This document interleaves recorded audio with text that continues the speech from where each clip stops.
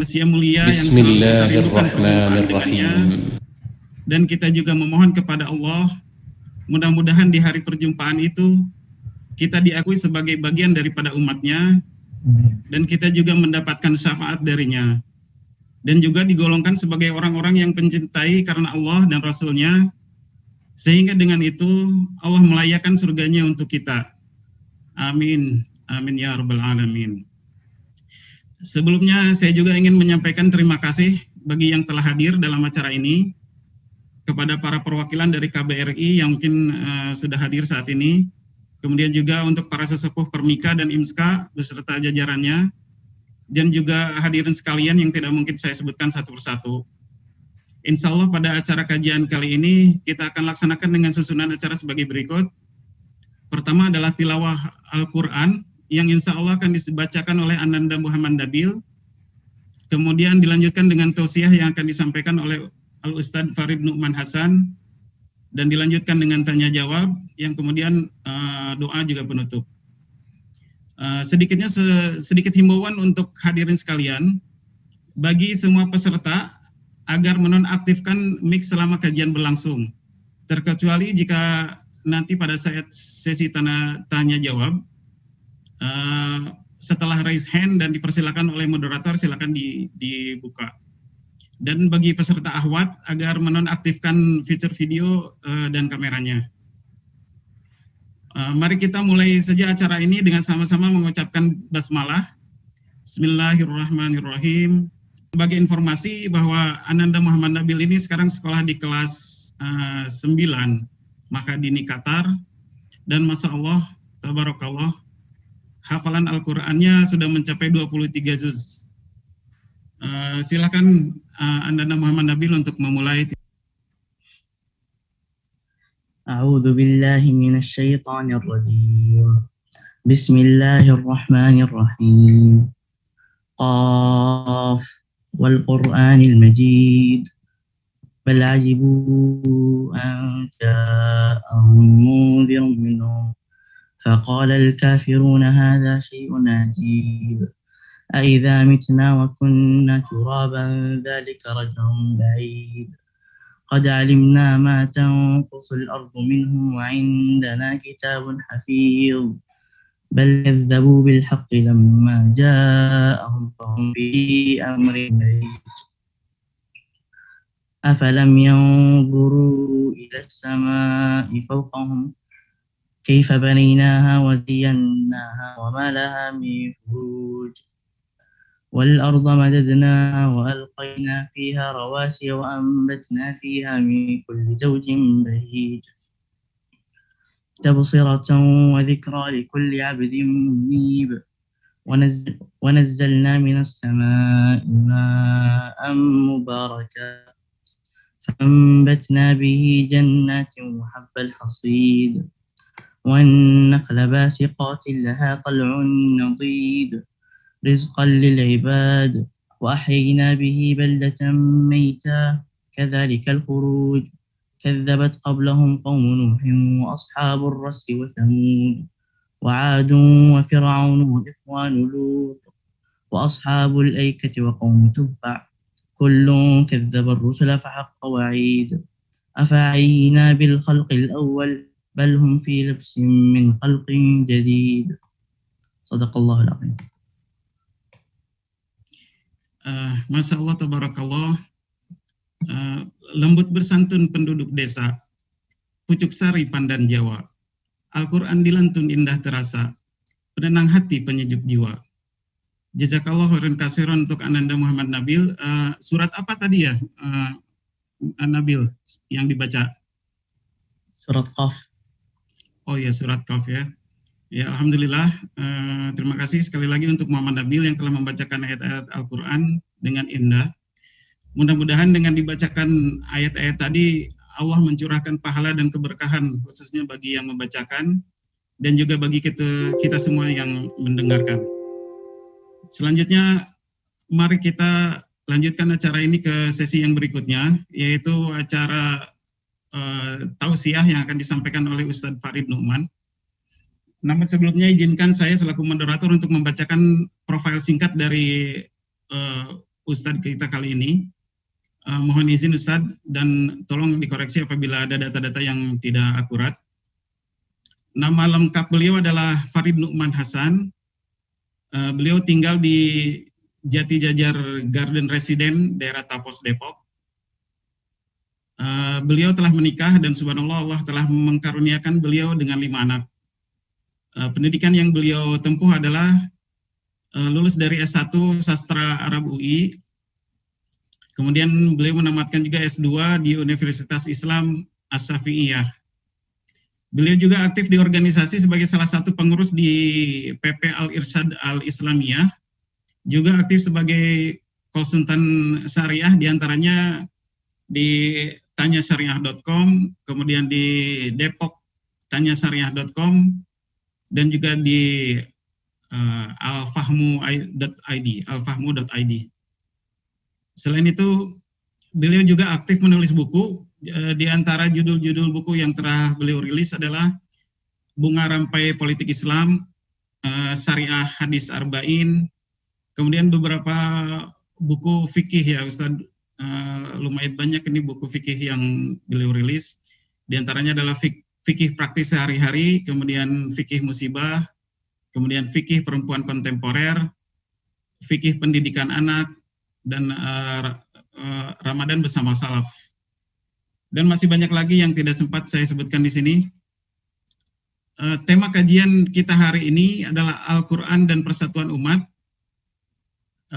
Tema ini saya rasa sangat relevan dengan situasi saat ini bagi umat Islam yang ya lumayan terjadi di mana-mana ya, termasuk di Indonesia sendiri, di mana kita lihat sesama Muslim terpecah belah, saling gontok-gontokan baik karena perbedaan pemahaman ataupun yang terutama sekali yang baru-baru ini adalah perbedaan pandangan politik. Nah, fenomena yang terjadi ini nampak sesuai dengan apa yang digambarkan Rasulullah dalam sebuah hadis yang diriwayatkan oleh Ahmad Al-Baihaqi dan Abu Daud. Ahmad Al-Baihaqi dan Abu Daud, di mana di situ digambarkan bahwa umat Islam seolah seperti makanan di atas piring yang diperebutkan oleh orang-orang kafir. Dan kondisi umat saat ini lemah seperti air atau buih di lautan. Dan Allah telah mencabut rasa takut dari musuh-musuh Islam serta menjangkitkan penyakit wahan di antara umat Islam, yaitu penyakit cinta dunia dan takut mati. Kita bisa perhatikan sendiri ya dari kondisi sekarang. Kadang-kadang ya bukan kita suuzon, ulama yang begitu ilmunya tinggi, ketika dia kalah dengan dunia, dia bisa mengorbankan agamanya.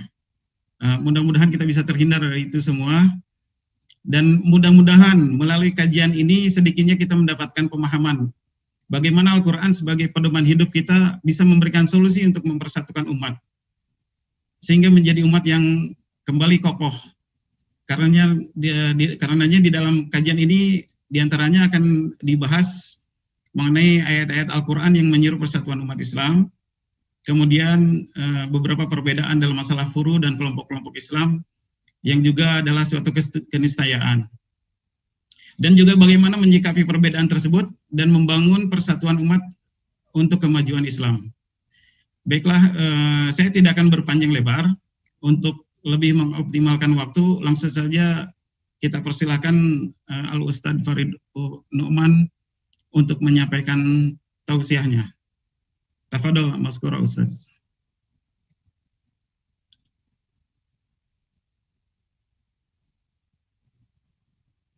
Silakan Ustadz. Jazakallah khairan. Bapak Ibu sekalian, azamallahu yakum. Assalamualaikum warahmatullahi wabarakatuh. Alhamdulillah, wassalatu wassalamu ala Rasulillah wa ala alihi wa sahbihi wa man walah wa la hawla wa la quwwata illa billah. Amma ba'd. Ma'asyiral muslimin wal muslimat rahimani wa rahimakumullah. Alhamdulillah pada malam hari ini, kalau di sini ya, kalau di sana sore ya, dengan izin Allah kita bisa berkumpul walaupun tidak di tempat yang sama ya, tapi kita berkumpul dalam semangat yang sama, semangat untuk menghidupkan salah satu amanah Al-Quran, yaitu amanah persatuan.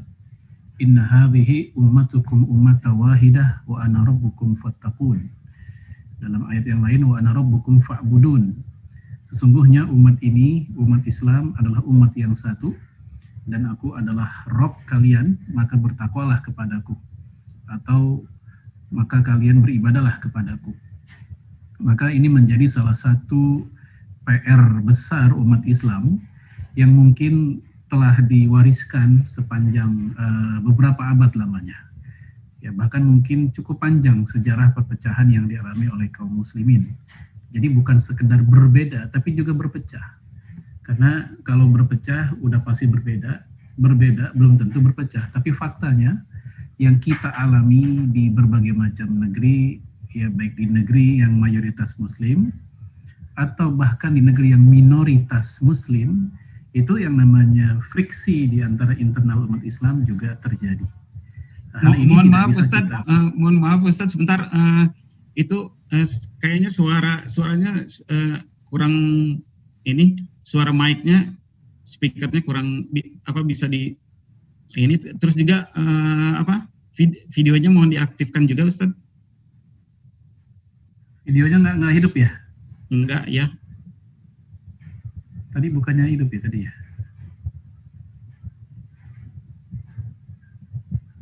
Enggak masalah Ustaz, tapi kalau misalkan ya, nah sekarang oke sekarang. Tadi mati ya? Iya. Iya. Silakan dilanjut Ustaz. Sekarang gimana? Suaranya udah masuk atau masih kecil? Masih sama sih, tapi enggak masalah Ustaz. Silakan dilanjut saja. Ya, baik. Ya, jadi salah satu PR besar umat Islam hari ini di berbagai macam negeri adalah mewujudkan amanah Al-Quran, yaitu amanah persatuan ya, di tengah keragaman kita. Ya, harus kita akui memang kita punya keragaman suku, keragaman latar belakang, kultur, dan tidak mudah untuk saling mengkafirkan satu sama lain hanya karena faktor perbedaan-perbedaan yang sebenarnya masih bisa didiskusikan atau masih bisa dimaafkan. Nah, yang kita khawatir adalah ketika gesekan-gesekan ini terjadi begitu liar, ya mohon maaf, khawatir non-muslim, orang-orang kafir yang memang mereka punya agenda menghancurkan umat Islam, mereka justru merasa terbantu oleh perilaku kita sendiri.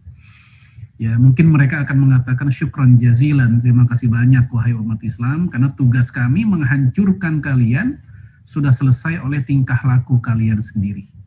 Ini yang sangat miris ya, kalau seandainya kehancuran umat Islam di tangan umat Islam sendiri, lantaran kita gagal dalam meredam konflik atau potensi konflik yang berawal dari perbedaan-perbedaan itu.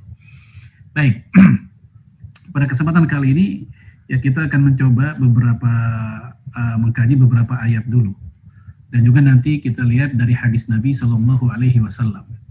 Ya, yang pertama kita lihat dalam surat Hud ayat 118, 119. Ya, Allah berfirman, "Walau syaa rabbuk laja'alan nasa ummatan wahidah wa la yazaluna mukhtalifin." Ya, seandainya Rabbmu berkehendak, niscaya Allah akan jadikan umat ini, umat manusia, sebagai umat yang satu. Namun wala yazaluna mukhtalifin, manusia senantiasa berselisih. Ya, di sini kita lihat bahwa hal yang mudah bagi Allah untuk menyatukan manusia, menyatukan agamanya, menyatukan warna kulitnya, menyatukan bahasanya, menyatukan kebiasaannya, menyatukan seleranya, mudah. Tetapi masalahnya memang Allah menciptakan manusia itu berbeda. Oleh karena itu kita lihat ya, Imam Ibnu Katsir rahimahullah, beliau memberikan komentar tentang ayat tadi, wala yazalul khulfu bainan nas fi adyanihim wa i'tiqadat milalihim wa nihalihim wa madhahibihim wa araihim. Bahwasanya manusia senantiasa, jadi tidak ada time out, senantiasa terus menerus terjadi perselisihan di antara mereka. Baik perselisihan itu dalam urusan agama, dalam urusan keyakinan, urusan pandangan, mazhab, teologi, dan macam-macam. Itu terus-terusan terjadi. Ya, baik di negeri kita atau di tempat yang lain. Artinya ketika ada orang yang berharap bahwasanya seluruh manusia itu seragam, termasuk internal umat Islam seragam, berarti dia telah mengharapkan sesuatu yang secara sunnatullah itu tidak akan terjadi. Ya, keragaman itu sesuatu yang niscaya tidak bisa dipaksakan untuk menjadi seragam. Sekarang kita lihat kutipan dari Imam Al-Qurtubi dari Imam Hasan Al-Basri, Muqattil bin Hayyan, dan Atha' bin Abi Rabbah. Ya, mereka mengatakan, ai lil ikhtilaf khalaqahum. Ya, Allah menciptakan mereka, menciptakan manusia untuk berbeda. Jadi Bapak Ibu bisa bayangkan, Allah menciptakan manusia untuk berbeda. Artinya ketika ada manusia yang memaksa orang lain harus sama dengan dirinya, harus sama dengan apa yang dia pahami tentang apapun, tentang orientasi politik, tentang bagaimana fikihnya, dan seterusnya, maka orang ini telah memaksakan sesuatu yang Allah sendiri tidak paksakan, yaitu adanya keragaman di tengah-tengah manusia. Kita lihat sesuatu yang paling pokok dalam kehidupan manusia adalah bab ketuhanan. Masalah ketuhanan saja yang sepanjang abad manusia membicarakan, ya, tidak semua manusia sepakat bahwa Tuhan mereka adalah Allah Subhanahu wa Ta'ala. Dari 6 miliar manusia atau 7 miliar manusia, yang menuhankan Allah siapa? Itu masalah yang paling pokok, itu masalah ketuhanan. Apalagi masalah-masalah yang menjadi derivatnya, ya, yang menjadi cabang dan ranting. Nah, Bapak Ibu sekalian, a'azanullah wa iyyakum. Ya, sekarang kita masuk pada Dustur An-Nabawi, ya, Dustur Nabawi. Ya, Rasulullah Shallallahu Alaihi Wasallam memprediksi, fa innahu may ya'ish minkum ba'di fasayara ikhtilafan katsira. Bahwasanya siapa di antara kalian yang hidup setelah aku, ya kayak kita hidup setelah zaman Rasulullah Alaihi Wasallam, niscaya kalian akan banyak melihat perselisihan, banyak melihat perbedaan. Ya, kalau dalam hadis lain tuh ada ya ikhtilafan syadida. Bukan sekedar banyak, tapi perbedaan yang keras, yang sengit. Maka kata Nabi, fa'alaikum bisunnati, peganglah olehmu sunnahku. Ya, ini jalan keluarnya.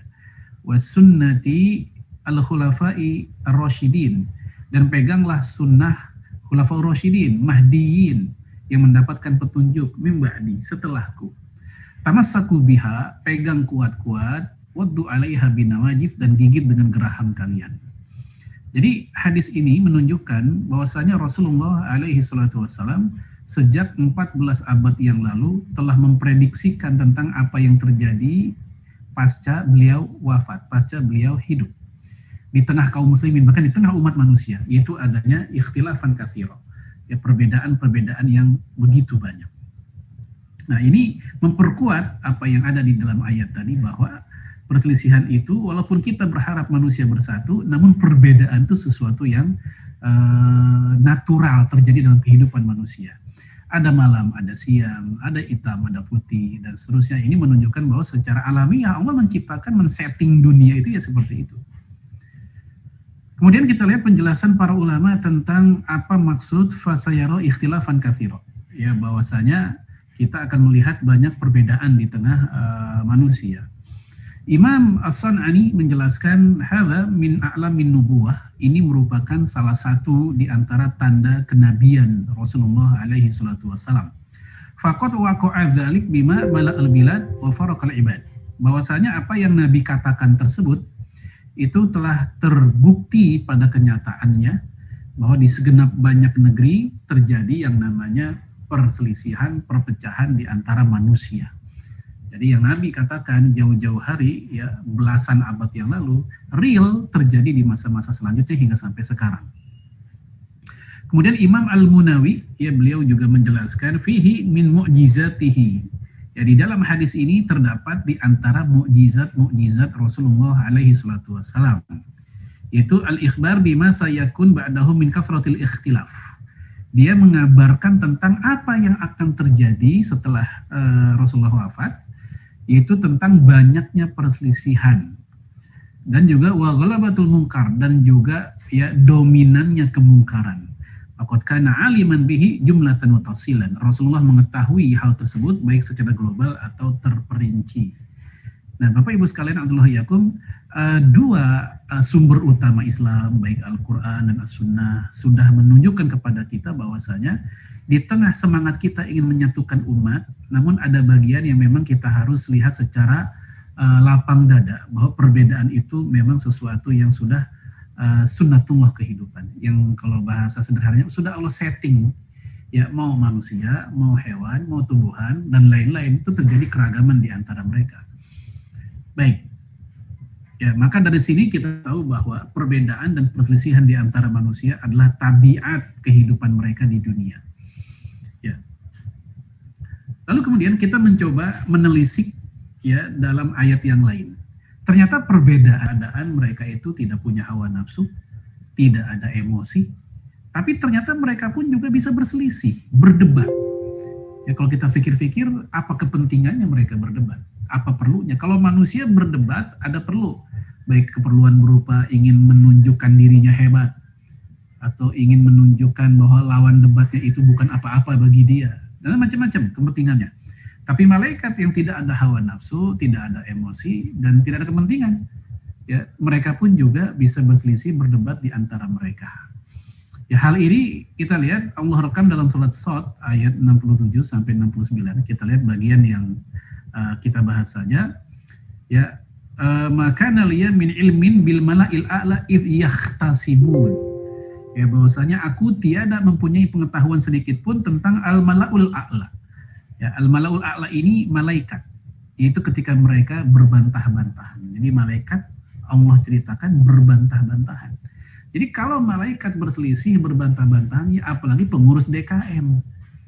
Apalagi sidang isbat kalau di Indonesia. Ya, untuk menentukan kapan nih lebaran, kapan nih berakhirnya Ramadan. Ya terjadi beragam macam pandangan begitu. Ya kalau yang paling gres kan di Indonesia ini, waktu awal-awal masuk Ramadan itu masalah waktu subuh ya, dari salah satu ormas besar di Indonesia, di mana mereka punya pendapat yang berbeda dengan umumnya umat Islam, yaitu bahwa waktu subuh di Indonesia oleh mereka lebih siang, kurang lebih 8 menit. Ya, jadi malaikat saja bisa berbeda ya, apalagi kita. Sederhananya seperti itu. Nah, kita lihat di sini dalam penjelasan Imam Al-Qurtubi, ya al-mala'ul a'la humul malaikah. Yang dimaksud dengan mala'ul a'la itu adalah para malaikat. Ya fi qauli Ibnu Abbas, sebagaimana penjelasan Ibnu Abbas wa Suddi dan juga As-Suddi. Kemudian ikhtasamu fi amri Adam hina khuliqa. Perdebatan mereka itu gara-gara ketika Allah menciptakan Adam. Ya, mereka berdebat tentang masalah manusia, tentang masalah Nabi Adam alaihissalam. Yaitu ketika ya mereka berkata, qalu ataj'alu fiha mayufsidu fiha. Apakah engkau menciptakan di dalamnya yaitu orang makhluk yang bikin kerusakan di muka bumi. Nah, ini perdebatan perselisihan di antara malaikat. Bahkan kalau kita ingat di dalam hadis Nabi Shallallahu Alaihi Wasallam yang cukup panjang, hadis Bukhari, ya Rasulullah menceritakan tentang seorang pemuda yang ingin melakukan pertobatan setelah dia membunuh kurang lebih 99 orang. Lalu dia pun datang ke sebuah daerah mempertanyakan apakah di daerah ini ada seorang syekh, ada seorang ulama yang bisa dia konsultasi ya. Oh, datang ke Syekh Fulan, datang ke Ustadz Fulan. Maka dia datang dan dia bertanya, ya kalau pakai bahasa kita, Pak Ustadz, saya habis bunuh orang 99. Ya kalau saya bertobat, apakah tobat saya diterima? Maka dijawab oleh Ustadz ini, ya tidak diterima. Maka marah si pemuda ini, dibunuhlah si Ustadz tersebut, ya genap 100 yang dia bunuh. Lalu dia pun datang ke kampung yang lain dengan pertanyaan yang sama. Ya dengan keperluan yang sama, bahwa dia ingin konsultasi setelah membunuh orang 100. Oh, datang ke Ustadz Fulan. Maka dia pun datang dan bertanya, Pak Ustadz, saya habis bunuh orang 100. Kalau saya tobat, apakah diterima tobat saya? Maka dijawab oleh syekh yang kedua, iya diterima. Tetapi ada syaratnya, jangan pulang ke kampung Anda, kampung orang jahat. Ya, hijrahlah ke kampung orang baik supaya tempatnya kondusif. Ya, pertobatannya tempatnya mendukung begitu. Maka dia pun hijrah ke kampung orang baik. Nah, dalam perjalanan menuju kampung orang baik itu, ya Allah mentakdirkan dia wafat. Nah, ketika wafat itulah turun 2 malaikat yang mendebatkan si pemuda ini surga atau neraka. Malaikat azab mengatakan neraka, malaikat rahmat mengatakan surga. Maka turun malaikat yang ketiga, ya, yang menghakimi atau mengadili di antara mereka atau menjadi juri. Ukur saja mana yang deketan ke kampung yang dia tuju atau kampung yang dia tinggalkan. Ternyata lebih dekat ke kampung yang dia tuju, beda sejengkal saja. Surga dia. Nah, kisah ini yang kita ingin ambil pelajaran dari salah satu fragmen yang sedemikian panjang itu adalah malaikat berdebat tentang pemuda ini surga atau neraka. Ini menguatkan apa yang ada di dalam Al-Quran tadi, bahwa ketika malaikat berdebat, maka ya apalagi manusia sangat mungkin terjadi perdebatan. Ya, kisah tadi ada dalam Sahih Bukhari yang menceritakan tentang apa yang terjadi di zaman Bani Israel. Kemudian kita masuk pada para nabi pun berselisih. Ya, para nabi berselisih. Ya, di antaranya adalah yang Allah ceritakan tentang perdebatan antara Nabi Musa dengan Nabi Harun alaihi wassalam. Ya, kita tahu ketika Nabi Musa dan Nabi Harun mereka berselisih tentang ya menyikapi pembangkangan ya Bani Israel, di mana Bani Israel ini mereka berbohong atas janji mereka ingin beriman kepada Allah yang kemudian oleh Nabi Musa dititipkan ke Nabi Harun supaya dijaga. Nabi Musa pun pergi untuk ngambil Taurat sebagai panduan buat mereka. Ternyata begitu Nabi Musa pulang, mereka bukannya beriman, tetapi mereka menyembah sapi betina yang dibuat atau yang dimiliki oleh Samiri.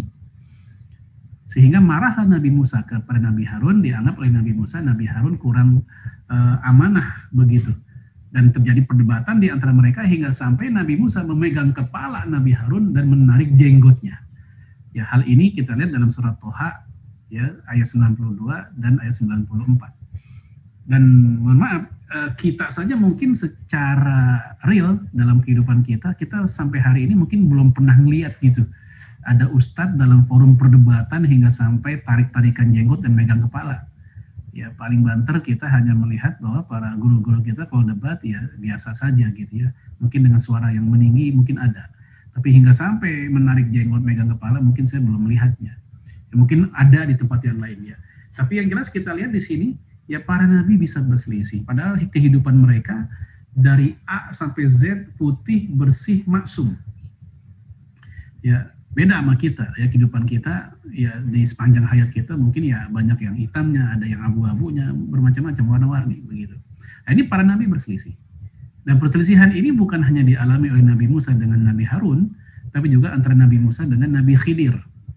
Ya, sebagian kalangan mengatakan Khidir ini bukan nabi, dia orang soleh. Ya, sebagian mengatakan dia seorang nabi.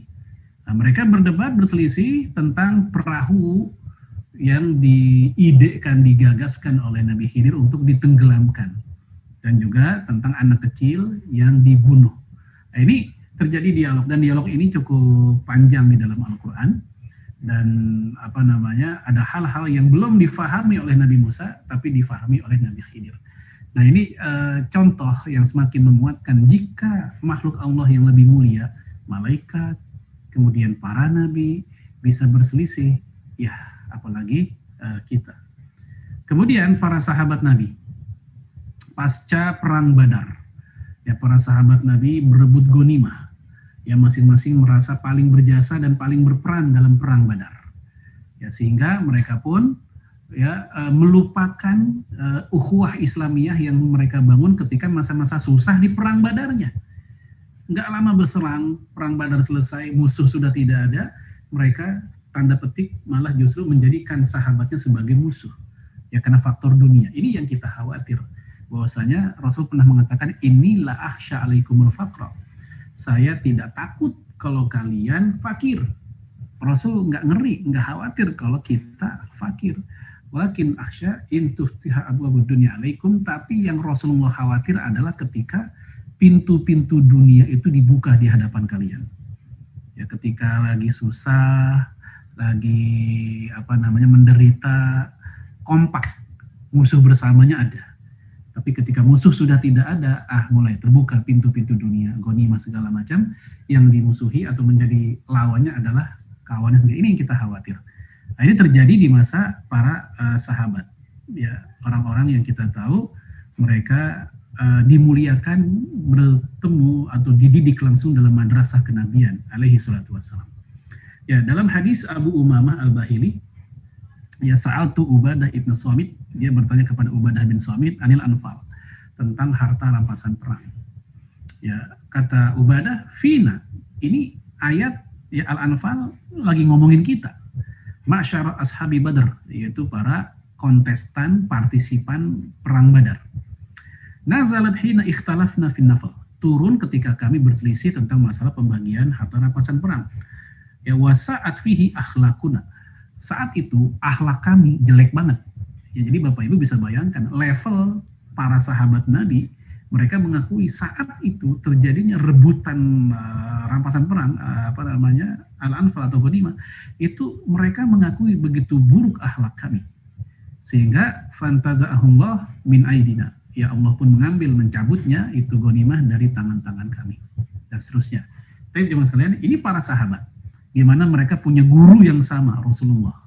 Ya, gurunya sama, ternyata pandangan mereka tidak sama. Lah kita gurunya berbeda-beda, pengen pandangan sama, ya susah. Yang gurunya sama aja bisa berbeda-beda, apalagi yang gurunya tidak sama. Lebih mungkin lagi terjadi perbedaan pandangan. Hanya saja Bapak Ibu sekalian, a'azanallahu iyyakum, perlu diingat perselisihan atau perbedaan itu ada dua model. Pertama yang tanawu, ya, ikhtilaf tanawu, perbedaan yang sifatnya variatif.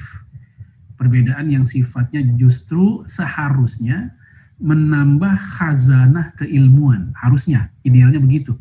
Seperti perbedaan dalam hal cabang-cabang agama. Ya, tentang masalah mazhab fikih, organisasi, metode dakwah. Ada di antara saudara kita metode dakwahnya dengan cara misalnya apa? Kajian. Ada yang metode dakwahnya adalah bikin sekolah, ada yang metode dakwahnya adalah bikin pesantren, ada yang datang ke masjid-masjid mengajak masyarakat untuk menghidupkan masjid, iman amal soleh itu pembicaraannya. Ada juga yang dakwahnya masuk ke wilayah atau ranah politik, ada yang dakwahnya lewat ekonomi, macam-macam. Nah, ini semua metode ini yang begitu beragam harusnya dipandang sebuah potensi yang berbeda yang kita satukan, karena umat Islam ini problematikanya banyak, nggak mungkin bisa diselesaikan oleh satu organisasi, ormas atau gerakan Islam saja. Ya, kita ini apa istilahnya, taqatun mahdudatun juz'iyatun. Ya, potensi dan kekuatan kita itu terbatas dan parsial. Sementara problem yang dialami oleh umat Islam itu beragam dan banyak begitu. Maka kalau kita merasa kuat, semuanya bisa kita handle, ya, ada sebuah organisasi Islam atau gerakan Islam merasa mampu menghandle semua permasalahan, saya khawatir ini jatuhnya ke kiber, ke sombong begitu. Harusnya mereka berpikir bagaimana caranya tansik, koordinasi dengan yang lainnya. Kalaupun hari ini kita sulit berharap umat Islam dilebur dalam satu wadah yang sama, tapi paling tidak kita masih punya harapan mereka bisa berkoordinasi, ya, kerjasama, walaupun mereka tetap berada di organisasinya masing-masing. Baik. Untuk menghadapi perbedaan tanawu, sikap kita adalah toleran dan lapang dada. Ya, tasammuh, ya, salamun sodar, ya, rihabatu sodar kepada perbedaan jenis ini.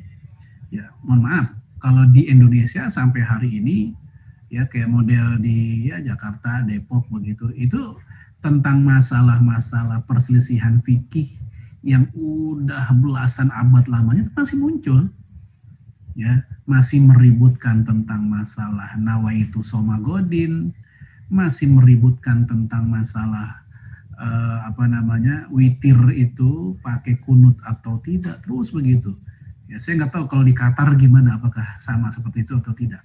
Tapi yang jelas model perbedaan seperti ini perbedaan yang sifatnya variatif.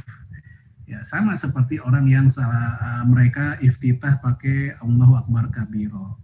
Yang satu menggunakan Allahumma ba'id baini. Ya, ini variatif. Ya, perbedaan variatif, ya, lapang dada saja. Kemudian yang kedua, jenis yang kedua, ikhtilaf tadad, yaitu perbedaan yang sifatnya kontradiktif atau antagonis. Perbedaan yang membawa pada benturan. Kalau yang tadi perbedaan yang membawa kekayaan hazanah. Ya, untuk jenis yang kedua biasanya terjadi pada ranah akidah, seperti perbedaan dalam masalah ketuhanan, ya, atau rukun Islam atau rukun iman, kenabian. Ya, mereka yang tidak mengakui Nabi Muhammad SAW sebagai nabi terakhir. Ya, mereka meyakini imamnya sebagai seorang nabi. Nah, begitu. Ini bukan perbedaan fikih. Meyakini di dalam Al-Fatihah ada bismillah, yang satu mengatakan tidak pakai bismillah, itu perbedaan fikih. Tapi meyakini Al-Quran dari Allah, Al-Quran firman Allah, ya ini akidah. Ya. Kemudian meyakini Rasulullah sebagai nabi terakhir, itu akidah. Tapi tentang masalah ketika berselawat kepada Rasul pakai sayyidina atau tidak pakai sayyidina, itu masalah fikih. Nah, jangan sampai, mohon maaf, di antara kita kaum muslimin mengakidahkan semua permasalahan. Sehingga yang terjadi adalah seakan-akan ya tidak ada kata maaf dan toleran sama sekali. Atau kebalikannya, memfikihkan semua permasalahan, seakan-akan tidak ada masalah akidah. Sehingga akhirnya dalam bab-bab yang harusnya kita bisa tegas hitam putih, semuanya pun kita toleransi. Ya, tiba-tiba datang orang, menurut saya Al-Quran sekarang tidak lengkap. Yang lengkap ada pada kelompok kami. Nah, misal, maka yang seperti ini, Bapak Ibu sekalian, ini bukan lagi perbedaan fikih, ini perbedaan akidah, karena dia telah menuduh Al-Quran yang kita miliki tidak selengkap yang mereka punya, misalnya. Nah, ketika kita gagal dalam memilah mana akidah, mana fikih, mana perbedaan furu, mana perbedaan usul, maka itu sudah, mohon maaf, sejak awal kegagalan perjuangan umat Islam. Termasuk ketika seseorang atau sekelompok muslim gagal dalam membedakan mana lawan, mana kawan, itu juga awal kekalahan perjuangan mereka. Baik. Nah, untuk jenis yang ikhtilaf tadad ini, sikap kita adalah diskusi dengan cara terbaik. Atau berdebat, maksimal berdebat, ya, bukan main fisik, bukan main kekerasan, ya wajadilhum billati hiya ahsan. Ya, debatlah mereka dengan cara yang terbaik. Nah, ini dua jenis perbedaan. Jadi tadi kita udah panjang membahas tentang macam-macam malaikat pun mengalami perbedaan, para nabi mengalami perbedaan, para sahabat nabi mengalami perbedaan, ya para ulama apalagi, ya malam Lailatul Qadar, kapankah turunnya, itu ada 42 pendapat. Padahal malam Ramadan kan hanya 29 atau 30. Ya, tapi perbedaan pendapat tentang kapan Lailatul Qadar 42 pendapat. Yang jelas tak satu pun mereka mengatakan malam Lailatul Qadar itu terjadi di luar Ramadan. Mereka sepakat di Ramadan semua.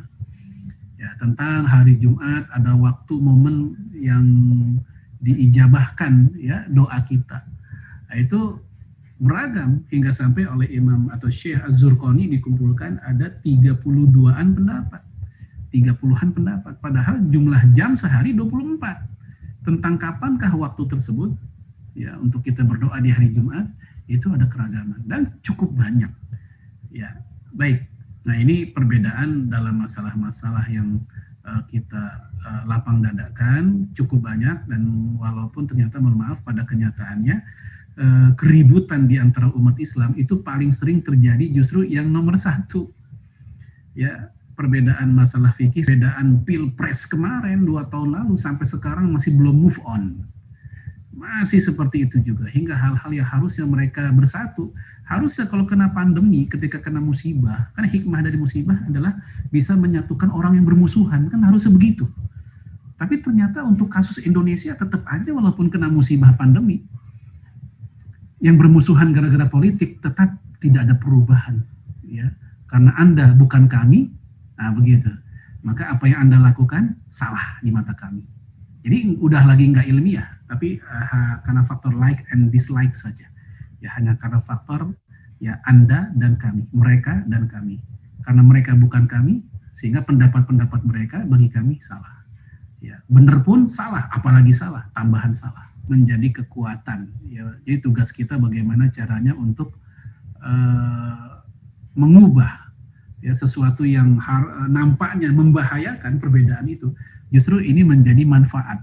Ya, Imam Sufyan Al-Thawri, ya, dia berkata, "Idza ra'aita ar-rajul ya'malul 'amal ladzi yaqad ikhtalafa fihi wa anta tara ghairahu fala tanha." jika engkau melihat seseorang melakukan perbuatan yang masih diperselisihkan, ya padahal engkau punya pendapat yang lain, maka janganlah kau mencegah atau melarangnya. Jadi kita dan kawan kita punya pandangan yang berbeda ya tentang sebuah masalah, apapun ya, mau masalah dunia, masalah agama, fikih atau apa misalnya, ya kita tidak mencegahnya. Ini kalau konteksnya tadi yang furu ya, yang tanawu, kita lagi naik mobil, teman kita juga ada di samping, kemudian dia tidur, nah kita supaya nggak ngantuk, ya akhirnya kita pun anggaplah nyetel tip atau radio. Nyetel tip atau radio, ternyata ada alunan musik di situ. Walaupun mungkin lagunya lagu-lagu religi, tapi pakai musik. Nah, teman kita yang samping langsung terbangun, langsung mengatakan ini haram, matikan. Nah, ini contoh ranah atau zona yang mesti kita berlapang dada sebenarnya. Fala tanha, jangan dicegah. Ya, karena tentang masalah halal haramnya musik itu sudah terjadi keragaman pandangan udah sangat lama. Kalau kita buka literatur ya dalam kitab Fiqh Sunnah Sayyid Sabiq, dalam kitabnya Fiqhul Islami wa Adilatuhu Syekh Waba Az-Zuhaili, ya mereka sudah menyampaikan tentang kalangan sahabat Nabi, ya, para tabi'in yang mereka masih memberikan toleransi terhadap musik. Ya, khususnya musik alat pukul di zaman itu. Ya, seperti misalnya Abdullah bin Ja'far bin Abi Thalib, ya keponakan dari Ali bin Abi Thalib. Kemudian juga di antara mereka ada Ibnu Umar. Walaupun Ibnu Umar ada 2 riwayat dari beliau. Ya, beliau pernah bersikap keras terhadap musik, tapi beliau juga pernah membiarkan qainat, ya budak wanita yang ada di rumahnya bernyanyi begitu. Kemudian juga para tabi'in dan seterusnya. Sementara pihak yang mengharamkan juga ada dengan dalil-dalil mereka. Nah, sikap kita ketika sudah tahu seperti itu, ya kata Sufyan Tsauri, fala tanah, ya sudah. Ya, silahkan diskusi untuk mencari kebenaran, tapi kalau nggak ada titik temu, ya selesai. Nggak usah sampai ya kita pun bermuka masam kepada saudara kita yang berbeda itu. Nah, kemudian Imam Tirmidzi masih mengutip dari Sufyan Tsauri, ya beliau mengatakan in qanata fil fajri fahasanun wa illam yaknut fahasanun. Jadi kalau seseorang berkunut di sholat subuh, maka itu baik. Kalau tidak berkunut di sholat subuh, maka itu juga baik. Ya, ini pandangan yang kompromis ya dari Imam Sufyan Ats-Tsauri, ya di mana beliau tahu bagaimana kerasnya perbedaan pandangan saat itu tentang masalah kunut, tapi beliau mencoba untuk mentaklif, menyatukan ya orang-orang yang berbeda itu. Jadi bukan mencatukan pandangannya. Kalau pandangan mungkin nggak bisa berubah, nggak bisa disatukan. Tapi orangnya masih bisa disatukan. Kemudian kita lihat kasus yang kedua. Ini cucunya Abu Bakar As-Siddiq, ya Al-Qasim bin Muhammad. Dia salah satu ahli fikih dari 7 ahli fikih di Madinah. Ya, beliau ditanya, Sa'atul Qasimah ibn Muhammad anil qiraati khalfal imam fima lam yajhar fih. Aku bertanya kepada Qasim bin Muhammad tentang membaca Al-Fatihah. Ini konteksnya baca Al-Fatihah ketika jadi makmum ya di saat sholat yang tidak jahar, berarti sholat zuhur, sholat asar, kita jadi makmum. Nah, ini si makmum ini gimana? Ikut baca Al-Fatihah atau diem? Nah, jawaban Al-Qasim bin Muhammad, in qara'ta falaka fi rijalin min ashabi Rasulillah alaihi salatu wassalam uswatun. Kalau kamu baca Al-Fatihah, maka kamu punya contoh dari para sahabat. Ini kata Al-Qasim begitu. Nah, kebalikannya, wa idza lam taqra, kalau kamu tidak baca, diem aja gitu. Mau dengerin juga nggak denger apa-apa, kan ini kan sholat sir, ya zuhur dan asar. Maka kata beliau, falaka fi rijalin min ashabi Rasulillah uswatun. Kamu pun juga punya contoh dari para sahabat. Jadi ikut baca ada contohnya, nggak ikut baca juga ada contohnya. Dan para sahabat Nabi nggak mungkin mereka sholatnya ngarang sendiri. Apa yang mereka lakukan? Ya tentunya dugaan kuatnya pastilah mereka ngambil dari Rasulullah Shallallahu Alaihi Wasallam. Artinya ketika ada keragaman seperti itu, selama ada dasarnya, maka yang seperti itu yaitu la haraj. Jadi nggak ada masalah gitu. Bukan sesuatu yang perlu kita khawatirkan. Ya, kemudian Imam Yahya bin Sa'id Al-Qattan, ya ini tentang sikap para mufti di zaman beliau, di mana satu sama lain walaupun berbeda, yang satu mengharamkan, yang satu menghalalkan, itu tidak sampai benturan di antara mereka, apalagi sampai nuduh-nuduh.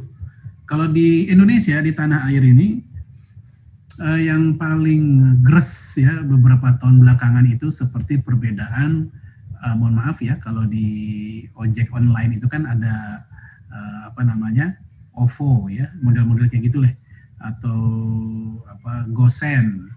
Sebagian mengatakan haram, sebagian mengatakan boleh, itu bukan riba, itu akadnya adalah jual beli jasa. Sementara yang bilang riba, di situ terjadi yang namanya pinjaman, karena naruh duit dulu, dan naruh duit dulu itu dianggap pinjaman. Jadi ada sudut pandang yang berbeda, sehingga muncullah hukum yang beda juga dalam pandangan mereka. Yang satu mengatakan itu riba, yang satu mengatakan ya bukan. Nah, yang sering ribut itu justru bukan para ustadznya mah nggak ada masalah gitu, tapi justru para pendukungnya, bikin gambar, nge-share di grup WA, ya, kemudian gambar itu mengharamkan, terada gambar bantahannya dan seterusnya. Nah, ini yang terjadi sekarang. Nah, kalau dulu ya para ulama sudah ngasih tahu, mereka tidak memandang hal yang celaka bagi orang yang berbeda pendapat dengan mereka. Imam Syafi'i ya ini tentang apa namanya perbedaan beliau, perdebatan beliau lah begitu dengan Yunus As-Sodafi. Qala Yunus As-Sodafi mara'aitu, ya aku belum pernah melihat orang yang aqal minas Syafi'i dibanding Imam Syafi'i. Ya nazartuhu yauman fi mas'alatin, dulu saya pernah berdebat sama dia dalam sebuah masalah. Tsumma iftarakna ya walaqiyani fa akhadha bi yadi. Kemudian kami pun berpisah, ya setelah itu ketemu lagi. Ketika ketemu, ya tangan saya dipegang sama dia oleh Imam Syafi'i. Tsumma qala, lalu Imam Syafi'i berkata, ya Aba Musa, wahai Abu Musa, ala yastaqim ya an nakun ikhwanan wa illam natafiq fi mas'alatin. Ya kata Imam Syafi'i, kita tetap erat bersaudara walaupun kita nggak sepakat dalam satu permasalahan. Kenapa? Karena masalah lain masih banyak yang kita sepakat. Lalu kata Imam Az-Zahabi, qultu hadza yadullu ala kamali ya akli hadzal imam. Ini menunjukkan kesempurnaan akal imam ini, Imam Syafi'i. Ya wa fikhi, ya nafsi, dan juga pemahaman dirinya. Famazala an-nuzara yakhtalifun. Karena biasanya orang kalau lagi habis berdebat itu pikirannya ya ada jarak, ya jarak pikiran, jarak hati dengan lawan debatnya itu. Ya kita habis ngobrol debat aja selesai itu kita sholat, di sholat pasti kebawa tuh perdebatan itu. Ya. Baik. Imam Ahmad bin Hanbal, faqad kana al-Imam Ahmad rahimahullah yara anal kunuta fi salatil fajri bid'ah. Imam Ahmad bin Hanbal mengatakan berkunut di salat subuh itu bid'ah. Wa yaqul, ya, namun dia berkata, ya, idza kunta khalfa imami yaknut fatabi'uhu ala kunutihi. Jika engkau salat bersama imam yang berkunut, maka ikutilah kunutnya. Wa amin ala du'aihi, dan aminkan doanya. Kullu dzalik min ajli tihadil kalimah. Semua hal ini dalam rangka menyatukan kalimat umat Islam. Ya wa tifaqil qulub, dan menyatukan hati, wa ada mengkari hati ba'dina li ba'din, dan juga dalam rangka menghilangkan permusuhan. Ini kan hebat begitu. Beliau meyakini kunut subuh itu bid'ah, tapi beliau sendiri mengatakan kalau kita jadi makmum, imamnya berkunut, ya ikut aja. Ikut kunut, ikut mengaminkan. Ya karena apa? Karena kalaupun kunut subuh itu bid'ah, ya berantem gara-gara kunut, ya lebih bid'ah dibanding bid'ahnya kunut. Ya terjadi keributan, permusuhan antar DKM dengan jamaahnya, atau jamaah dengan jamaah yang lain, atau sesama pengurus DKM misalnya. Ini dari Imam Ahmad bin Hanbal. Nah, hal-hal tadi itu contoh akhlak para salaf ya, karena nggak sedikit orang yang meniru dan mengambil ilmunya kaum salaf, tapi lupa mengambil akhlaknya kaum salaf. Padahal dua-duanya tidak boleh dipisahkan. Nah, kemudian dalam kehidupan manusia mustahil hidup tanpa pendengki atau musuh. Jadi Bapak Ibu sekalian, kita hidup berharap tanpa punya musuh itu ya nggak bisa. Ada aja ya, karena apa? Allah aja punya musuh. Kita lihat wa'iddu lahum mastata'tum min quwwah wa min ribatil khail turhibuna bihi aduwallah wa aduwakum. Ya aduwallah, ya Allah punya musuh. Para nabi ya pada hidup mereka begitu luar biasa bagus ya akhlaknya, tapi tetap punya musuh. Wa kadzalika ja'alna likulli nabiyyin aduwwan minal mujrimin. Dan demikianlah kami jadikan untuk para nabi masing-masing mereka punya musuh dari kalangan orang-orang berdosa. Maka kita yang bukan seorang nabi, bukan siapa-siapa kita ini, hidup berharap tanpa ada orang yang dengki, tanpa musuh, ya sekali lagi itu hal yang mustahil. Ya, oleh karena itu, Bapak Ibu sekalian, yang penting kita mencari ridha Allah, bukan ridhonya makhluk. Ya. Kemudian fokuslah terhadap hal-hal yang disepakati.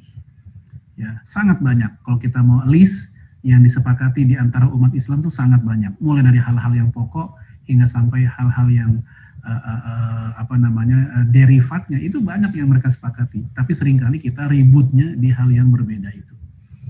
Ya, contoh nih ya, kayak misalnya kalau di Ramadan itu, ya kita sepakat niat Ramadan itu, niat puasa Ramadan itu, ya itu mesti ada, ya. Nah, ketika mereka sepakat di situ, ya fokusnya jangan meributkan tentang apakah melafazkan niat itu boleh atau tidak.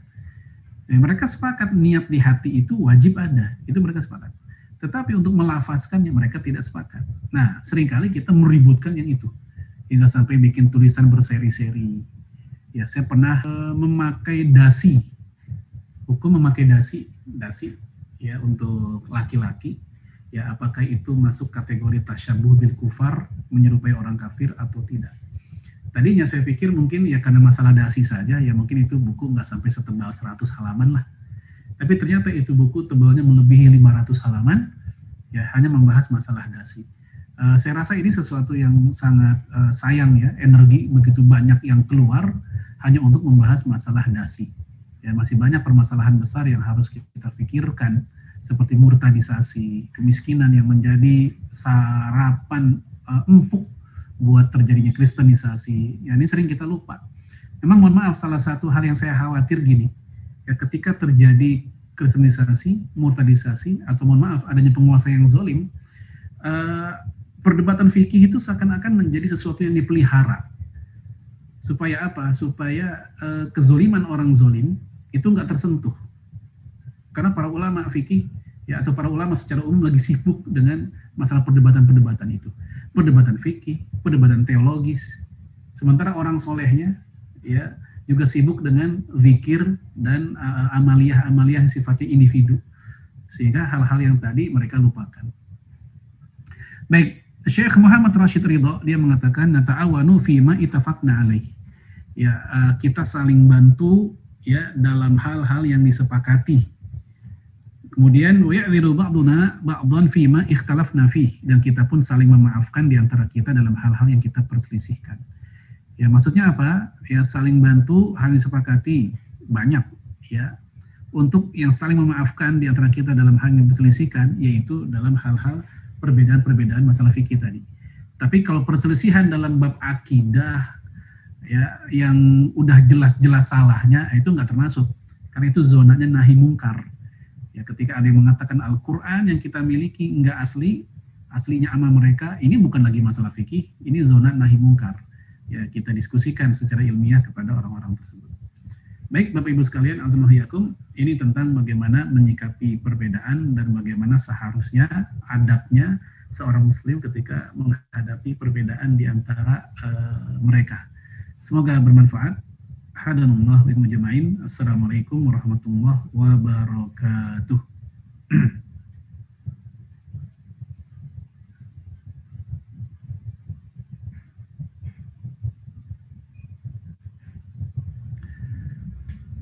Pak Sobari itu masih belum di ini, mute ya.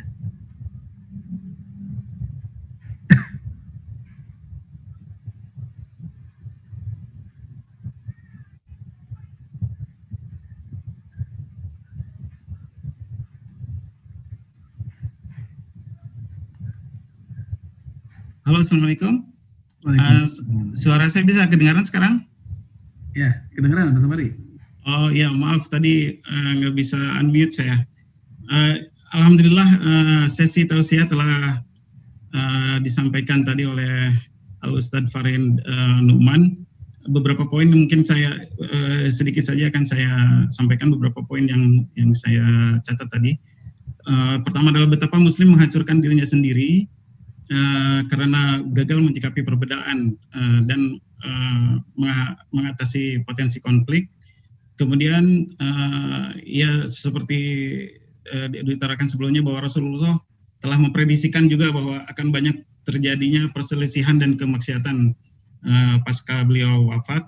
Kemudian beberapa perbedaan juga terjadi tidak cuma di antara kita sebagai umat Rasulullah, tapi juga terjadi di antara malaikat, nabi, dan juga sahabat. Kemudian ada beberapa jenis perbedaan, yaitu tanawu, yaitu perbedaan yang dalam hal furu, cabang-cabang agama, dan ada beberapa perbedaan yang pada jenis tadah, itu perbedaan yang bersifat kontroversi, tapi di masalah-masalah pokok agama yang termasuk akidah. Dan beberapa solusi yang ditawarkan tadi adalah dengan adanya toleransi dan lapang dada, kemudian ada yang dengan cara diskusi secara ilmiah. Tentu saja ini diskusinya harus di antara ulama ya, jangan sampai kadang-kadang grassroots juga ikut ribut, yang akhirnya perpecahannya menjadi besar. Seperti yang Ustadz utarakan tadi, banyak yang terjadi kalau pengikutnya yang lebih heboh gitu. Kemudian yang ketiga adalah fokus di masalah-masalah yang disepakati. Itu beberapa poin yang bisa saya catat. Untuk selanjutnya, mari kita buka sesi pertanyaan. Silakan bagi para hadirin yang mau bertanya, silakan bisa secara langsung dengan raise hand, atau silakan di type di chat. Nanti untuk yang di chat, nanti moderator yang akan membacakan.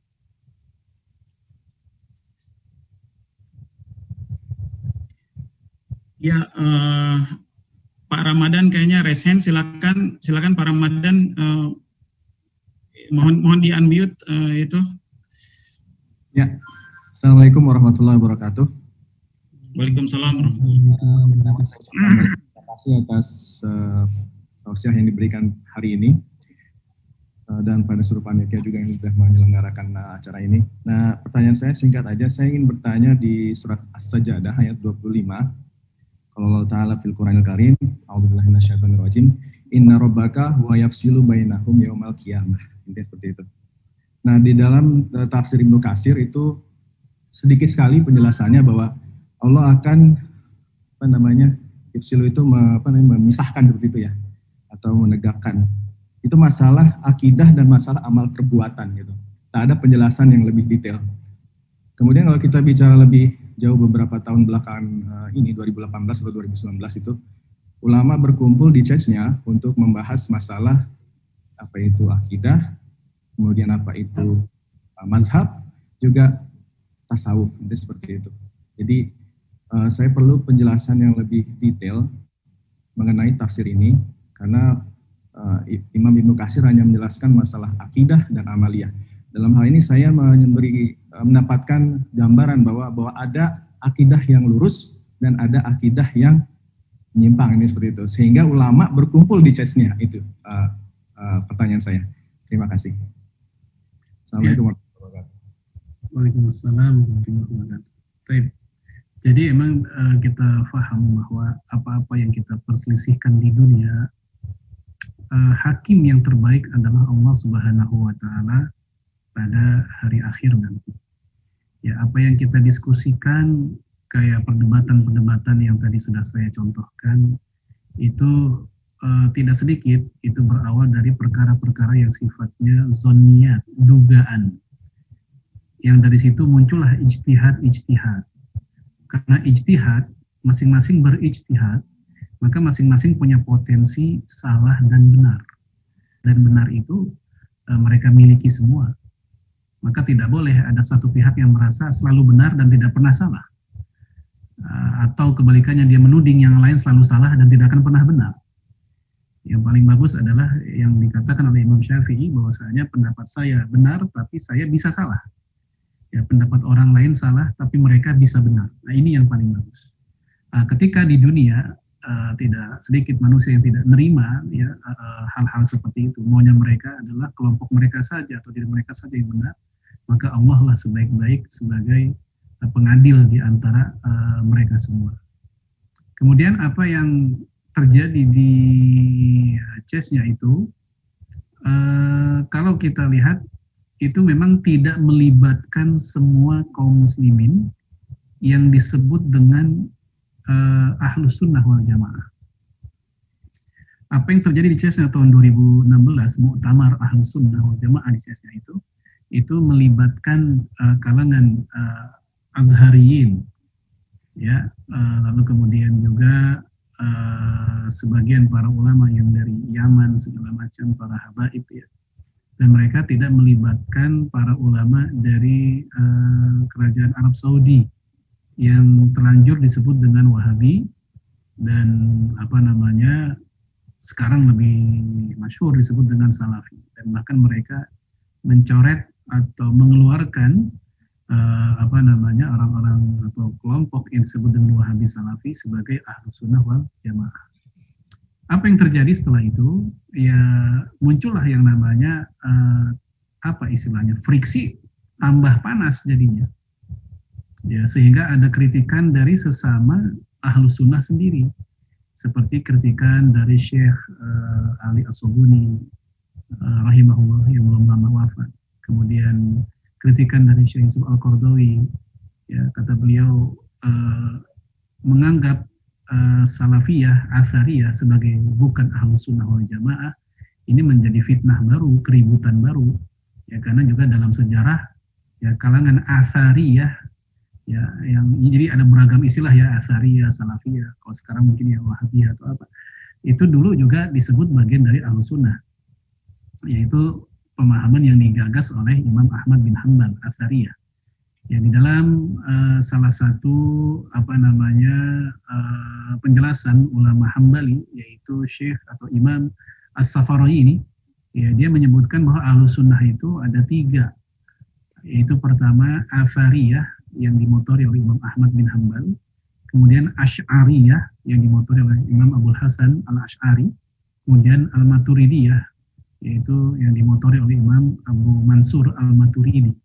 Jadi kata beliau, ini semua Ahlus Sunnah, walaupun ada beberapa perbedaan, tapi tidak mengeluarkan mereka dari rumah besar yang bernama Ahlus Sunnah wal Jamaah. Kalau bahasa kasarnya, mereka satu rumah, tapi mungkin beda kamar, ada yang di ruang tamu, ada yang di ruang utama, atau ruang keluarga misalnya. Nah, ketika salah satu di antara mereka menganggap yang lain bukan bagian dari Ahlus Sunnah, jelas ini akan memunculkan reaksi, dan kadang reaksi itu lebih berat dan lebih keras dibanding yang mengawalinya, dibanding aksi awalnya. Dan akhirnya apa yang terjadi? Ya sampai hari ini ya tidak pernah kelar masalah perselisihan antara kalangan Asy'ariyah dan Athariyah tersebut. Nah, jadi seperti itu ya fenomena yang kita lihat dari pertemuan di CES-nya tersebut. Nah, saya hanya bisa berharap semoga para ulama kita mau berlapang dada atas perbedaan-perbedaan di antara mereka, tidak lagi menajamkan perbedaan tersebut. Memang saya lihat masing-masing kelompok yang namanya ekstremitas itu selalu ada. Sisi-sisi ekstremitas dari individu-individu tertentunya itu pasti ada. Sebagaimana yang moderat, yang mu'tadil itu juga ada. Nah, kita masih bisa berharap untuk persatuan umat Islam dari yang mu'tadil ini, dari yang moderat ini. Kalau di tanah air, fenomena 212 tahun 2016 itu fenomena orang-orang yang mu'tadil sebenarnya. Kenapa? Karena di sana berkumpul antara orang yang tahlilan dan enggak tahlilan. Di sana berkumpul antara orang-orang yang disebut dengan Athariyah, Salafiyah, dengan yang Asy'ariyah. Tapi yang moderat-moderat itu kumpul. Tapi yang, mohon maaf, yang keras-keras, yang tidak mau ya juga ada. Sekali lagi, untuk kepada yang seperti ini kita masih bisa berharap terjadinya persatuan di antara umat Islam. Adapun yang keras-keras, yang mohon maaf, yang selalu memandang orang lain sebagai musuh dan lawan, ya biarlah itu menjadi urusan mereka di hadapan Allah nantinya. Wallahu a'lam. Ya. Maaf Ustaz, mohon satu lagi. Tadi yang saya tanyakan itu innallaha yafsilu bainahum yaumal qiyamah fima kanu fi yakhtalifun. Nah, kalau di Ibnu Katsir itu adalah Allah akan memisahkan gitu, seakan memisahkan al-haq yang batil antara untuk masalah akidah dan amaliyah. Dalam hal ini saya mengambil kesimpulan bahwa pasti ada akidah yang benar dan ada akidah yang salah itu Ustaz. kalau saya mengambil pemahaman dari tafsir Ibnu Katsir ini, berarti ada ikhtilaf dalam kehidupan kita masalah akidah dan masalah amaliyah, namun nanti akan dipisahkan yang hak dan yang batil. Mohon penjelasannya, Ustaz. Iya, untuk masalah akidah, tadi di perbedaan tabot sudah kita bahas bahwa akidah sendiri ada hal-hal yang disepakati, ya. Kayak misalnya rukun Islam, rukun iman, ini disepakati. Akidah yang al-haq tidak mungkin mengingkari adanya rukun-rukun ini, rukun iman, rukun Islam. Ya, kemudian juga dalam masalah akidah sendiri bukan berarti tanpa adanya perselisihan. Ya, hanya saja jangan lupa perselisihan itu kan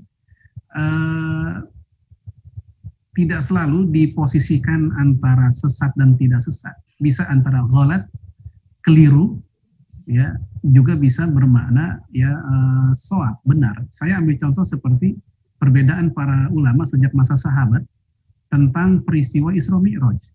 Apakah Isra Mi'raj itu yang dialami Rasul itu secara fisik dan ruh sekaligus, atau hanya ruh saja tanpa fisik? Jadi fisiknya masih di rumahnya. Nah, itu sudah terjadi perbedaan itu di masa para sahabat. Ya, Aisyah radhiyallahu anha ya termasuk yang berpendapat bahwa peristiwa Isra Mi'raj itu adalah perjalanan ruhani, bukan fisik. Itu pendapatnya Aisyah. Ya, dan juga sebagian para tabi'in. Nah, lalu kata Syekh Shalih Fauzan dari Saudi, ya dia mengatakan ini perbedaan masalah akidah, tapi perbedaan ini tidak kita katakan mereka-mereka yang berbeda dengan mainstream ini sebagai sesat. Mereka keliru, tapi keliru tidak selalu bermakna sesat, begitu. Karena sesat itu jika memang sudah bertabrakan banget gitu ya dengan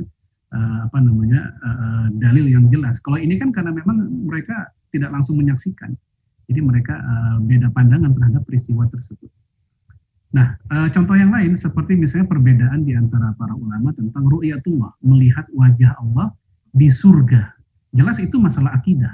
Tapi ternyata para ulama internal Ahlus Sunnah sendiri terjadi perbedaan pandangan, ya, walaupun yang mainstreamnya adalah melihat wajah Allah di surga nanti sesuatu yang hak, itu yang benar adanya, begitu.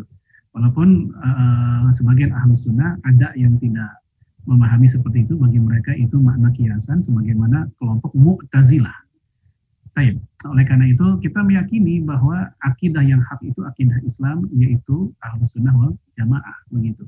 Tetapi jangan lupa Ahlus Sunnah wal Jamaah sendiri hari ini seakan-akan menjadi sesuatu yang rebutan. Masing-masing kelompok merasa paling Ahlus Sunnah wal Jamaah. Ya, bagi saya sebenarnya semua kelompok itu sebenarnya Ahlus Sunnah wal Jamaah. Mereka-mereka yang hari ini berdakwah itu, ini kita lagi nggak ngomongin masalah Syiah, Khawarij, enggak. Ya, kita lagi bicarakan memang internal Ahlus Sunnah wal Jamaah. Masing-masing itu mereka Ahlus Sunnah wal Jamaah, tapi punya persentase yang berbeda-beda. Yang penting secara hasrat, ya, nawaitu mereka ingin menuju sebagaimana Ahlus Sunnah wal Jamaah. Tetapi langkah-langkah mereka mungkin ada yang baru sekian persen, ada yang sekian persen, ada yang 50% dan seterusnya. Sehingga dengan demikian kita tidak memandang para saudara-saudara kita yang sesama Ahlus Sunnah dengan pandangan permusuhan. Wallahu a'lam. Terima kasih Ustadz atas jawabannya. Saya kira sudah cukup dan lengkap sekali. Mari kita ke penanya selanjutnya. Ada raise hand juga. Saya lihat Ustadz Jamal raise hand. Silakan. Mohon host mohon di unmute. Silakan Ustadz Jamal untuk bertanya. Ya, Assalamualaikum warahmatullahi wabarakatuh, Ustadz Farid. Waalaikumsalam. Ya. Iya, menyangkut perbedaan ini, saya teringat dengan hadis yang berbunyi inna ummati la tajtami'u ala dolalatin fa iza ra'aitum ikhtilafan fa alaikum bisawadil a'zam. Ya, artinya kalau kita melihat perbedaan, menjumpai perbedaan, maka ikutilah pendapat yang terbanyak. Apakah ini yang dimaksud untuk mengatasi terkadang-kadang kebingungan daripada awam mengikuti ustadz yang mana, mengikuti pendapat yang mana, karena masing-masing kadang-kadang ada perbedaan-perbedaan, terutama dalam menyangkut satu bilang halal, satu bilang haram. Ini kan big deal Ustadz ya. Kalau satu bilang haram, satu bilang makruh, masih ada satu step aja lah gitu, ada satu tingkatan. Tapi haram atau satu bid'ah atau satu amal soleh begitu, sehingga timbul kebingungan. Saya jadi teringat, apakah hadis ini menyatakan bahwa sesuatu yang tersirat adalah sesuatu yang menjadi ijma daripada jumhur ulama, itu lebih mendekati kebenaran daripada fatwa-fatwa yang di luar daripada ijma ulama, karena ijma ulama yang begitu banyak itu terlindungi dengan hadis ini. Artinya umat, di dalam hadis yang lain dikatakan bahwa umatku tidak akan tersesat dalam bentuk jamaah, dalam arti jumhur ulama itu nggak akan sesat begitu. Itu semacam perlindungan Allah. Bagaimana menurut pendapat Ustaz? Ya, jazakallah khairan. Hadis tersebut itu ada beragam redaksi ya. Ada yang dari Imam Hakim, ada yang dari Imam Tirmidzi, la yajma'u ummati ala dhalalah. Sesungguhnya Allah tidak akan mengijma'kan umatku di atas kesesatan. Kalau kita lihat di dalam Sunan At-Tirmidzi itu ada penjelasan yang dimaksud dengan umatku di situ konteksnya adalah para ulama di kalangan sahabat Nabi. Artinya memang ada ijma di tengah para sahabat Nabi, khususnya para ulamanya, yang telah digaransi oleh Rasulullah SAW bahwa ijma itu tidak akan salah. Nah, dari sinilah para fuqaha kita mengatakan sumber hukum Islam itu Al-Quran, Sunnah, dan ijma. Lalu kemudian ada tambahan kias. Dalam 4 mazhab, kias ini disepakati. Yang mereka berbeda bukan masalah kiasnya, tapi radius penggunaan kias ya. Itu aja yang berbeda. Tapi mereka menjadikan kias sebagai sumber, salah satu sumber itu mereka sepakat mazhab tersebut. Kemudian kadang di hadapan kita ada semacam kasus lah gitu. Dalam sebuah permasalahan ada yang mengharamkan, ada juga yang menghalalkan. Bagaimana sikap kita? Jadi begini, untuk hal-hal yang sifatnya qat'i, jelas, pasti, maka tidak boleh sebenarnya terjadi tanda petik perbedaan. Seperti misalnya kutiba alaikumusiyam, ini udah jelas.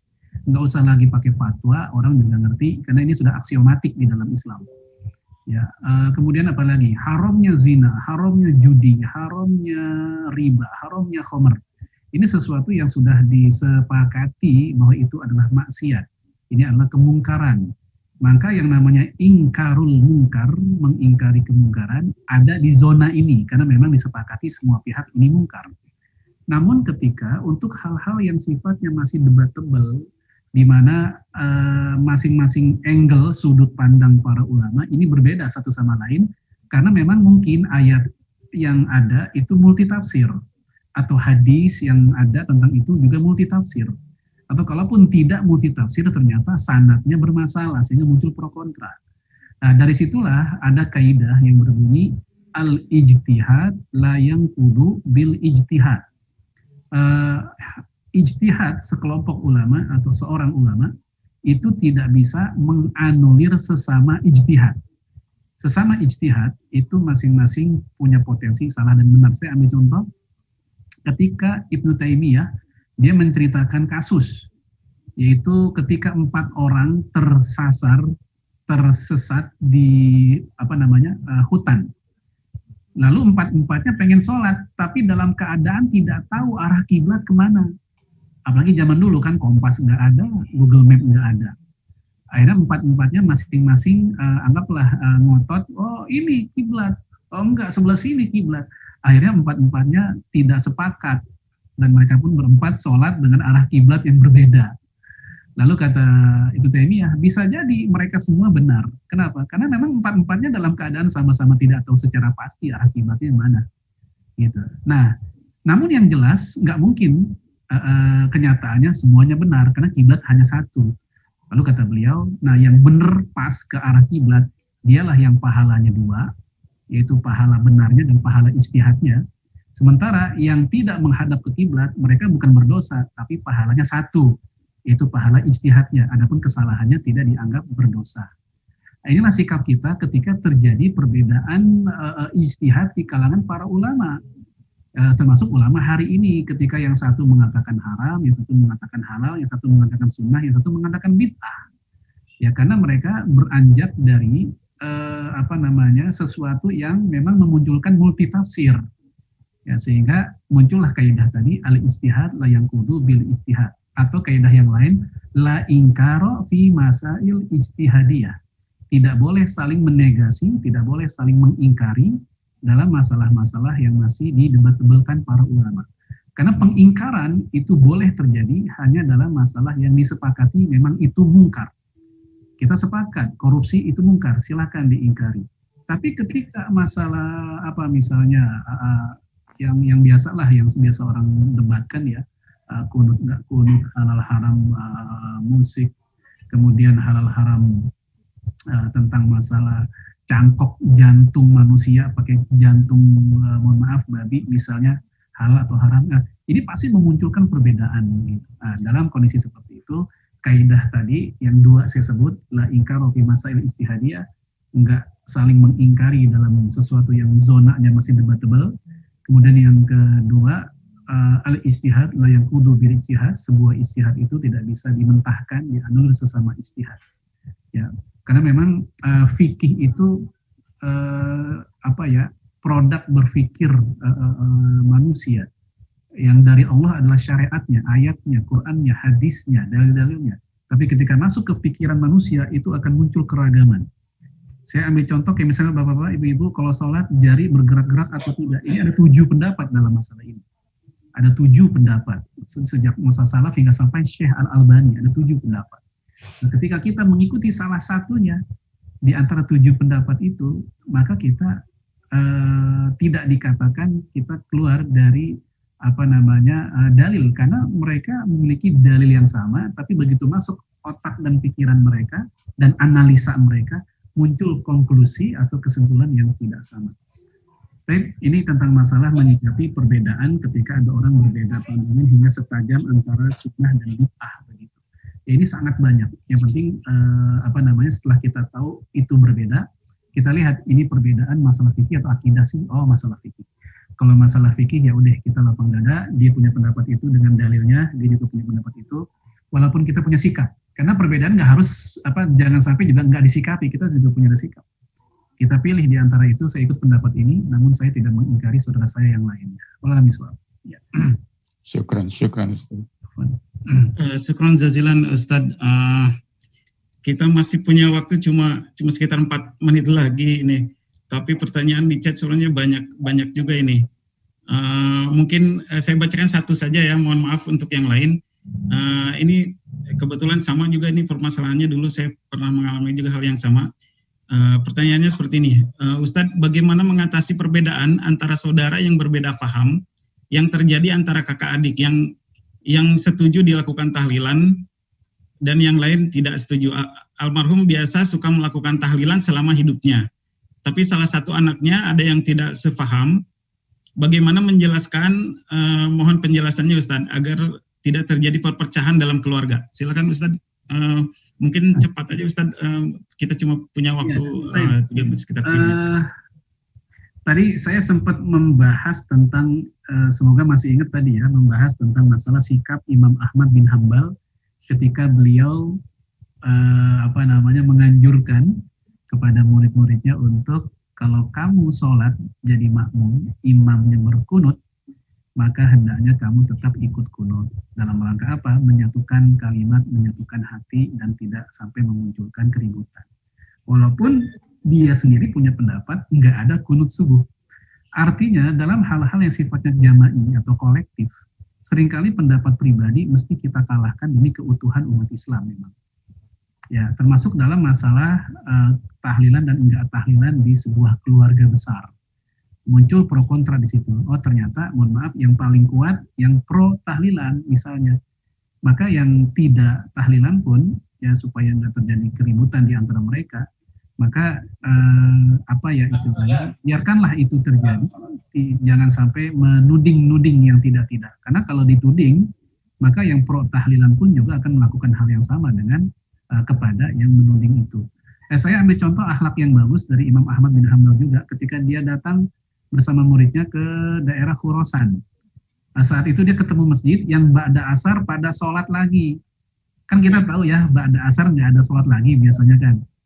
Nah ceritanya itu terjadi, ini ba'da sholat asar, setelah sholat asar itu orang pada bangun dan sholat lagi. Lalu muridnya bertanya kepada Imam Ahmad, ini gimana? Lalu jawabannya cukup bagus, kata beliau, la naf'aluhu, kita tidak melakukannya, walakin la nu'ibu fa'ilahu, tetapi kita tidak mencela orang yang melakukannya. Itu kata beliau. Kita tidak melakukannya, tapi kita tidak mencela orang yang melakukannya. Maka, mohon maaf untuk saudara-saudara kita yang, mohon maaf, yang pro tahlilan, kepada yang tidak tahlilan, jangan langsung menyebut, biasa dia mah udah kena Wahabi, jangan. Ya, kalau kayak gitu nggak nyelesain masalah, itu muncul permusuhan baru. Adapun yang tidak tahlilan pun juga jangan menyebut itu mah perbuatan ahli bid'ah. Jelas ini juga menyakiti perasaan saudaranya kalau disebut ahli bid'ah. Maka lebih baik kembali ke silakan meyakini apa yang kita fahami itu lebih kuat. Kemudian jangan ingkari yang lain. Sebagaimana nasihat Sufyan Ats-Tsauri tadi. Wallahu a'lam. Ya. Terima kasih Ustaz atas jawaban-jawabannya yang alhamdulillah insya Allah memuaskan. Mohon maaf untuk yang lain tidak bisa dibacakan karena keterbatasan waktu. Untuk selanjutnya, untuk lebih menambah lagi barokah acara tausiah dan safari Ramadan ini, mari kita persilakan Ustaz Farid Duman untuk memimpin doa penutup. Ustaz, silakan Ustaz. Baik Bapak Ibu sekalian, kita istighfar. Astaghfirullahaladzim min kulli dhanbin wa atubu ilaih. Hamdan syakirin, hamdan na'imin, hamdan yuafi ni'amal kafi wa mazidah. Ya Rabbana lakal hamdu kama yanbaghi li jalali wajhikal karim wa azimi sultanik. Allahumma ighfir lil muslimina wal muslimat wal mu'minina wal mu'minat al ahya'i minhum wal amwat. Innaka sami'un qaribun mujibud da'wati ya qadiyal hajat. Rabbi ighfir lana wa li walidina warhamhum kama rabbawna shighara. Rabbana atina fid dunya hasanah wa fil akhirati hasanah wa qina adzabannar. Wa sallallahu ala nabiyyina Muhammadin wa ala alihi wa sahbihi wa sallam. Subhanaka rabbil izzati amma yasifun wa salamun ala mursalin walhamdulillahi rabbil alamin. Amin amin amin ya rabbal alamin. Jazakallahu khairan katsira sekali lagi kepada Ustadz dan hadirin sekalian. Tibalah kita sekarang di akhir acara. Sekali lagi terima kasih kepada Ustadz Nurman, para perwakilan dari KBRI yang kebetulan hadir di sini, kemudian juga dari hadirin dari Permika juga IMSKA atas segala supportnya demi kelancaran acara ini, dan juga hadirin sekalian atas partisipasinya. Kami mohon maaf apabila ada ucapan yang kurang berkenan dan dari sisi penyelenggaraan masih banyak kekurangan. Namun mudah-mudahan tidak mengurangi rasa syukur kita atas rahmat karunia Allah dan atas segala pengajian ini dan atas ilmu yang kita dapat dari pengajian ini. Semoga juga kita dapat mengamalkannya dalam kehidupan kita sehari-hari. Untuk itu, mari sama-sama kita tutup acara ini dengan mengucapkan hamdalah dan doa kafaratul majelis. Alhamdulillahirabbil alamin. Subhanallah, subhanallahumma wa bihamdika asyhadu an la ilaha illa anta astaghfiruka wa atubu ilaik. Baik, terima kasih semuanya. Pamit dulu Bapak Ibu. Iya, terima kasih Ustadz atas tausiahnya. Assalamualaikum.